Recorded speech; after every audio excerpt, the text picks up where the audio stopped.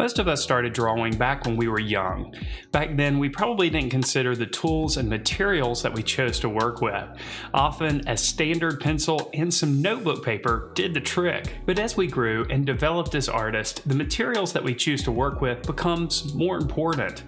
The connection between quality art production and the quality of the materials that we choose to work with becomes clear over time. It's no wonder that emerging artists want to work with the very best materials possible. And in this video, we're going to talk about 10 of the essential drawing materials that you need if you're just starting to become serious about your drawing.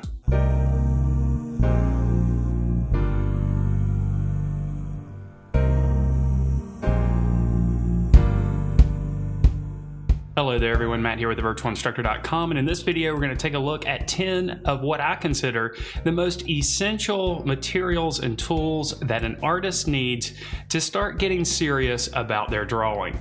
We're going to start by talking about the first material, and the first material of course is quality drawing pencils. When it comes to drawing pencils and really any drawing medium that you choose to work with, there are a variety of brands out there to choose from, and lots of them are of high quality. Let's take a look at some of the options that are available to you. Let's take a closer look now at graphite pencils, and we'll go through this really quickly here. You can see a variety of different graphite pencils I have on my table in front of me.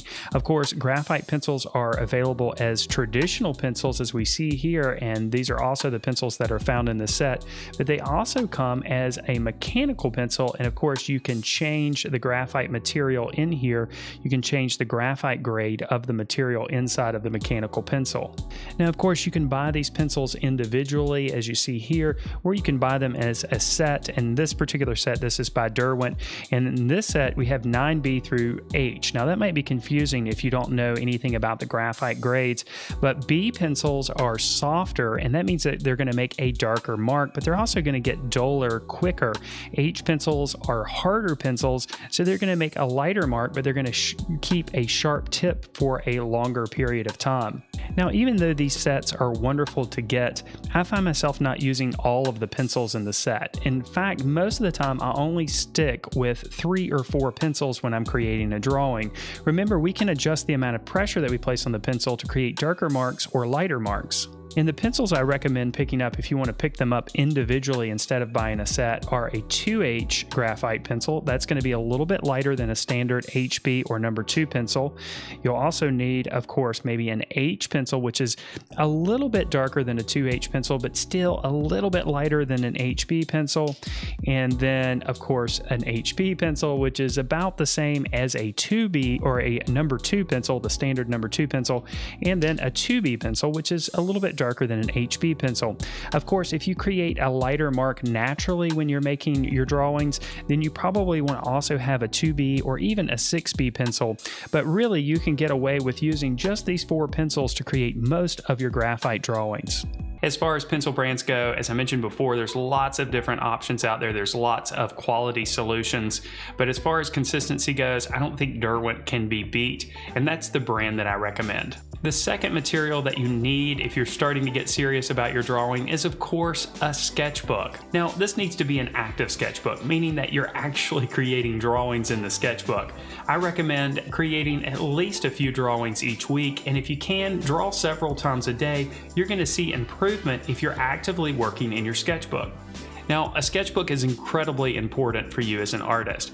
A sketchbook, of course, is where you practice, and we can also think of practice as being exercise. And the more that you exercise, of course, the stronger that you get. And this is true for drawing as well. The more that you draw, the better at drawing you're going to get. Now, let's talk about sketchbooks. Now, of course, a sketchbook is essential to have, and there's all different types and sizes of sketchbooks that you can get. It really doesn't matter what size sketchbook you get. It just matters more that you're actually using your sketchbook to practice. Now, if you're thinking about picking up a sketchbook, I recommend sticking with something that is a little bit more solid as I throw those sketchbooks on the floor here. Something with a hard cover or something with with a durable cover is going to be better for you, because you're going to find that if you're using your sketchbook a lot, those covers fray and they fall apart. And of course, you want to keep your sketchbook nice and structured. Now, of course, you might want to take your sketchbook with you on the road, or maybe you're doing some urban sketching or something like that. So that's another reason to have a hard cover. You want your sketchbook to be nice and durable, and you want it to stand up to all of the abuse that you're going to give it with all that practicing that you're going to do inside of it. Now, the third drawing material that I recommend is actually the surface that you work on. A quality drawing surface is important, and it makes a huge difference in the art that you create. Sometimes the quality of the surface that you work on is just as important as the medium that you choose to work with. When choosing a drawing paper, you want to think about the tooth or texture of the paper. Heavier textured or heavier toothed papers are generally used for materials like pastel or charcoal, and sometimes colored pencils. Smoother surfaces are better suited for pen and ink and graphite drawing. Now, of course, your sketchbook is going to be the place where you're hashing out all of your ideas and you're doing all that practice. But when you're ready to start making marks on your final surface and create your finished drawing, you need to consider the actual surface that you're working on. And I suggest working on a professional paper. Your foundation to your drawing is exceptionally important. As I mentioned before, it's just as important a lot of times as the medium you choose. Now, I created a video all about drawing papers, and we cover a variety of different drawing papers, and I'll link to that in the description below if you want to check that out. Now, here in front of me, I have a variety of different types of drawing paper. Some of these I use more than others, and some of them I don't. Of course, if you're working with pen and ink or you're working with graphite, Bristol paper is a wonderful surface to work on. It's somewhat like cardstock in its rigidity, but it also comes in a smooth surface, which is super smooth, and a vellum surface, which has a little bit of tooth or texture associated with it, but it's still relatively smooth. Bristol paper is highly recommended. If you've never worked on the surface before, I suggest you do it. If you're working with a medium that's a little bit softer and more powdery, like pastel, then I suggest Canson Mi-Teintes pastel paper. This, of course, comes in a variety of different colors, which makes it perfect for working with pastel, but it does have a heavier tooth. The advantage to working on this paper is there's actually two sides of the paper, like there is with every sheet of paper, but each side is suitable for making marks, and it has a little bit of a tooth difference. The texture is a little bit different on each side. One side, the tooth is coarser or heavier. The other side still has a heavy tooth, but it's a little bit lessened. So if you want to create smoother transitions between colors and values when you're working with pastel, you can work on the other side of the paper, the smoother side of the paper.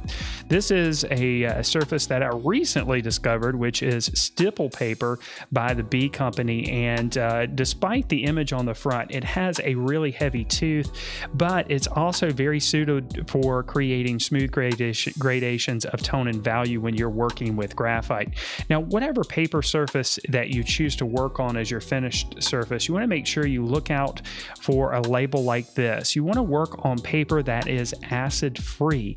Acid-free paper is less likely to deteriorate over time, and of course, when you're creating a finished piece of artwork, you don't want it to deteriorate and rot and fall apart over time, so it's important to work on acid-free paper. The fourth material I recommend you having is, of course, a variety of different erasers. Now, of course, a lot of people assume that erasers are just used for fixing mistakes, and of course they can be used to fix mistakes and clean up our drawings, but they can also be used as a mark-making tool as well. They're capable of producing lines and shapes just like we can do with a regular drawing medium. Now, of course, erasers are important as well, and as I mentioned before, erasers aren't just for mixing mistakes, although, of course, that is the obvious use of an eraser, but an eraser can also be used as a mark-making tool. Now, here in front of me, I have a variety of different types of erasers, and knowing the difference between the different erasers is important because they all have a different function. For example, this is a vinyl or plastic eraser, and of the bunch, this is the toughest and strongest eraser out there. Now, this eraser gets rid of graphite or other material on the surface of your paper using friction, so it does rely on moving that material around, and because it relies on friction to remove the material, sometimes it can create smudge marks on your surface. So you want to use this eraser when you want to completely remove whatever marks you have on the surface, not just lessen the value. And you want to be careful because this is the toughest type of eraser. It can dig into your paper and destroy it completely.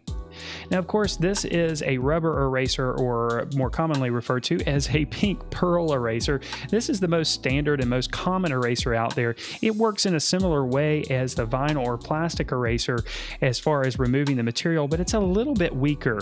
But if you're not careful, you will see some smudging because this eraser functions in a similar way as this eraser.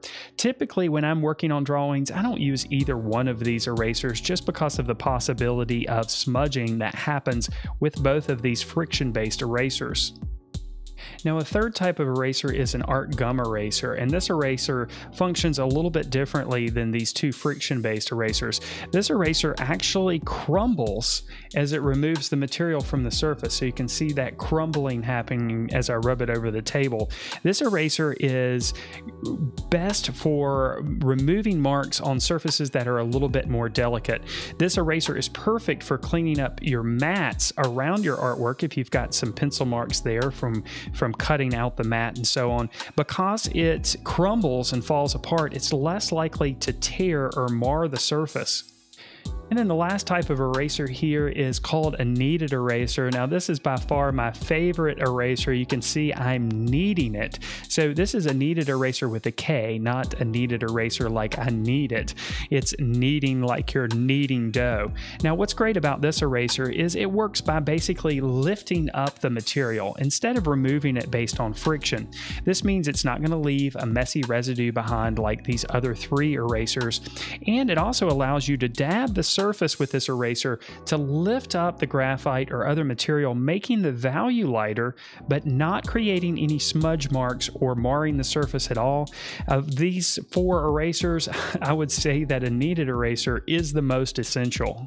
Now, of course, you also want to have a good pencil sharpener, and that's the fifth material that I suggest you have if you're getting serious about your drawing. Now, you might be wondering why even talk about pencil sharpeners, but they are important. For example, if you're working with colored pencils, the waxy binder of the colored pencil can destroy an electric pencil sharpener. I've seen it happen with a $100 pencil sharpener before in the past. The best thing to do is just use a regular old handheld pencil sharpener. Sometimes the cheapest things are actually the best things, and in this case, a simple handheld pencil sharpener allows you to control how much of the pencil is removed, and it doesn't break down, and of course, it doesn't ruin your colored pencils either. So now let's take a look at a few pencil sharpeners. Now, you might be thinking, why is a pencil sharpener important? But it is important because it affects the mark that you make with your pencil. Now, you can see I don't have any electric pencil sharpeners sitting out here, and that's because I recommend just a regular old handheld pencil sharpener like this if you're just starting out with drawing. An electric pencil sharpener tends to eat up a pencil really quickly, and of course it can destroy a colored pencil because a colored pencil has a waxy based binder, and that waxy based binder will get into the electric pencil sharpener and destroy it, and that's not something that you want to happen. Now, of course, these pencil sharpeners can be picked up just about anywhere for just a couple of cents or maybe a couple of dollars even. Now, these two pencil sharpeners are plastic. The metal one definitely outperforms them, and of course you can always change the blade to make sure that you've always got a sharp tip on your pencil. Now, if you're working with a mechanical pencil, you're going to need a special mechanical pencil sharpener. Now, this particular mechanical pencil is by Staedtler, and of course it has interchangeable graphite in there, so I can put 2B graphite, 4B graphite, H graphite, whatever I want. Now, there are two different openings right here, and if you want to have a longer tip, you would just stick it in the side that has the longer triangle, and if you want a shorter tip, you would stick it in the side that has the smaller triangle. And then all you have to do is rotate this thing here, and it gives you a nice sharp tip on your pencil. The sixth material I recommend you picking up if you're starting to get serious about your drawing is charcoal or Conte. Charcoal is something that's often overlooked by beginning artists or even some artists that's had a little bit of experience, and it's a wonderful drawing medium. Charcoal is essentially burnt organic material, and because of its composition, it's able to create smooth transitions of tone and value. Plus, it's easily removed from the surface if you're using vine charcoal using a kneaded eraser. In fact, charcoal, although a drawing medium, is closely related to painting. Now let's talk a little bit more about charcoal. Here's a variety of different forms of charcoal. Now, the most basic form of charcoal is called vine charcoal, and most of the time vine charcoal is round like this. Now, vine charcoal is very, very soft. It's very easy to erase. It's great for preliminary drawings. There's also compressed charcoal, and you can see this is not round. This is in a square shape. Now, compressed charcoal is going to be a lot darker than soft or vine charcoal, and it's a little bit more difficult to erase. Now, actually saying it's a little bit more difficult to erase is an understatement. It's very difficult to erase. So compressed charcoal is better suited for finishing your drawings. Now, of course, the best thing about charcoal is how dark the blacks are. You get blacks with charcoal that you just can't get with graphite pencils, and that makes a huge difference in the value range that you can create in a drawing. Now, pencils are also manufactured with charcoal material in them as well. Of course, the black charcoal pencil here has compressed charcoal material in it, so it's going to behave like the compressed charcoal over here. And this is a material called white charcoal. Now, you can't actually, there's not actually a real thing as white charcoal. Of course, when organic material is burnt, it turns black like this. But some pigment has been added to this, and it's going to behave like the black charcoal, except it's white. Now, the advantage to using charcoal and using all of these different varieties of charcoal is it helps you create a full range of value in your drawings. Instead of relying on the white of the paper to create your tints, you can always go back in with a white charcoal pencil and make those values a lot lighter. I really think charcoal as a medium is very important to have if you're just now starting to get serious about your drawings. Now, the seventh material I recommend you picking up are some technical drawing pens or even a dip pen and some bottled ink. When you draw with pen and ink, you're forced to draw with line. Now, line, of course, can show us the outer edges of an object, but it also can be used to create the illusion of form and texture and so on. We can use a variety of different pen and ink techniques to create this illusion: hatching, cross-hatching, stippling, squiggly lines, and so on. Mastering your skill of handling line is very important if you're starting to get serious about your drawing, and pen and ink will help you do just that. Now let's talk a little bit more about pen and ink here. Now, as you can see here, pen and ink can be applied using different methods. You can use a technical drawing pen, or you can use a dip or nib pen. Now, both of these approaches are perfectly acceptable. This, of course, is more of a traditional approach and requires that you have a bottle of ink. These pens are actually disposable, so once they're used up, you can just simply throw them away. Now, for years, I used Micron pens, and they're wonderful pens. In fact, they're probably one of the most popular brands of technical drawing pens out there, but that is until I discovered these by Staedtler. Now, Staedtler makes pens that are similar to the Micron pens, but I found that these pens last a lot longer than the Micron pens, and they produce similar results. So why not go with a pen that lasts a little bit longer?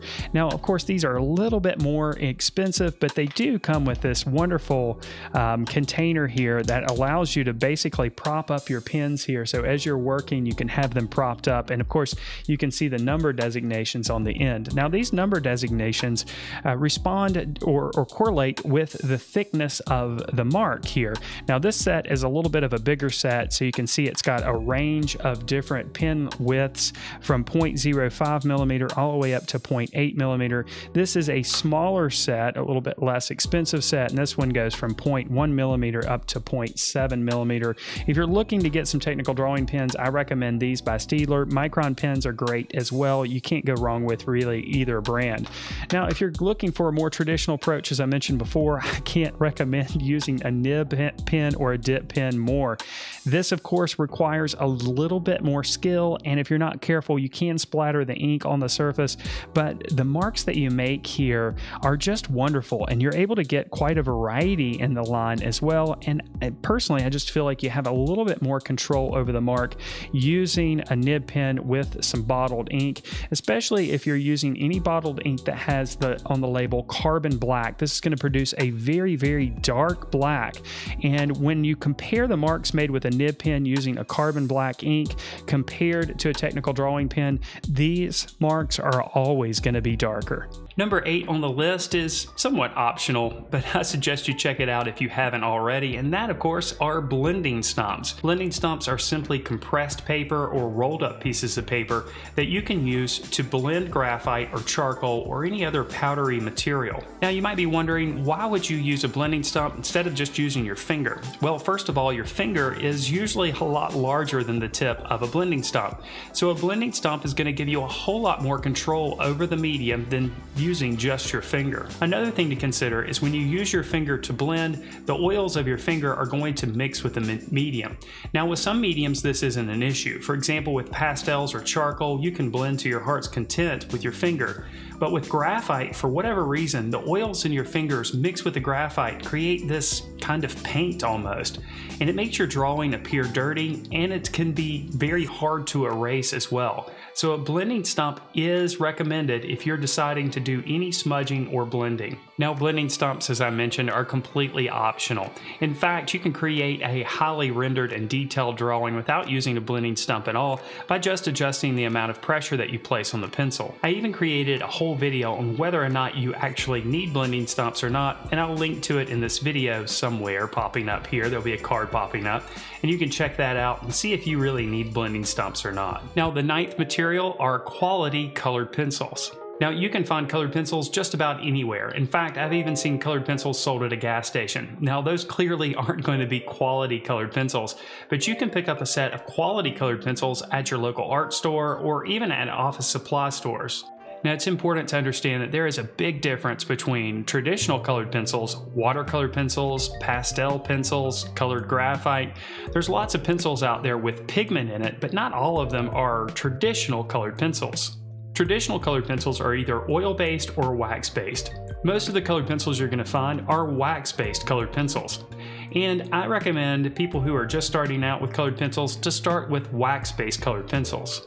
Now, wax-based and oil-based pencils differ in their binder. Wax-based colored pencils have a wax binder, while oil-based pencils have an oil-based binder. For wax-based colored pencils, they're much easier to layer and build up to a heavy application, which creates a drawing that looks more like a painting. If you're just starting out, I recommend that you start out with the brand Prismacolor Premier colored pencils, which are a softer wax-based colored pencil. Now let's talk colored pencils for a moment, because there are a huge variety of different brands out there. Really, there are 3 brands that I recommend over any of the other brands out there, although there's lots of different brands that are high quality. But if you're just starting out, there are 3 brands that I've narrowed things down to, and one really stands out more than the others. And of course, colored pencils are always going to be a personal choice.